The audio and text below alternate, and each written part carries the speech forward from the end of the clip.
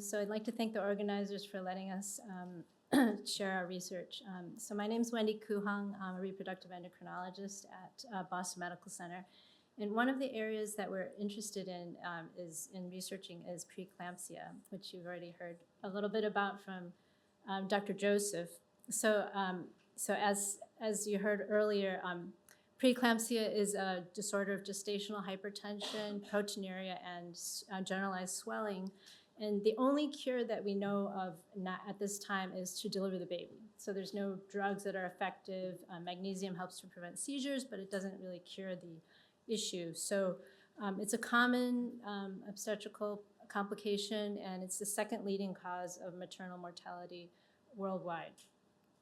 And we know that it starts off with poor placental invasion, and that leads to poor perfusion and results in dysfunction of the vessel lining, as well as vascular inflammation that can result in multi-organ damage. And there's actually some recent studies that show that preeclampsia history can increase maternal cardiovascular risk in the long term. So it's not just something that's confined to the pregnancy.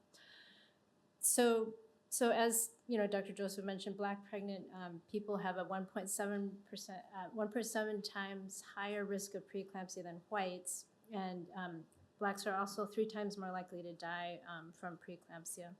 And you know, because we don't really know exactly what triggers the disease, identifying genetic markers of preeclampsia could improve screening and possibly prevention of the disorder.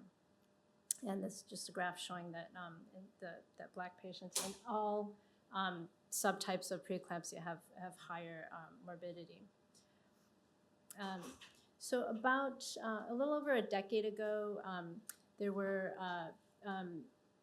researchers found that that variants in the APOL1 gene, coding variants such as 2 missense variants called the G1 and a couple of deletions that result in the G2 variant were strong risk factors for kidney disease in people of African ancestry. So they're only found in Black people, and increased their risk of severe kidney disease by 7 to 29 times. So subsequent research showed that transgenic mice that overexpressed the APOL1, the human APOL1 variants, had preeclampsia and also reduced litter sizes. So this sparked interest in looking at preeclampsia, how it affects preeclampsia in humans.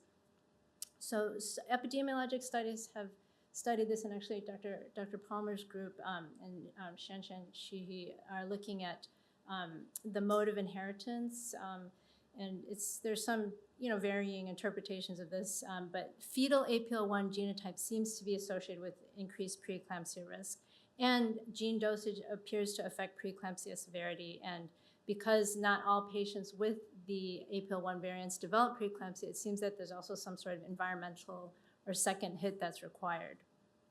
So this graphic just shows the potential mechanisms of APOL1 cell toxicity that have been studied in kidney cells and in vitro in the kidney, but haven't been investigated in the placenta yet. So we were interested in looking at this system in the placenta, and so we have developed cell lines, placental cell lines in BWO cells, which is a very commonly studied trophoblast cell line that overexpress either the G0, the wild type, or G1 or G2, these APL variants that that are associated with preeclampsia, and they're tetracycline inducible models. And so these models will be used to study potential mechanisms of APL1 associated trophoblast injury.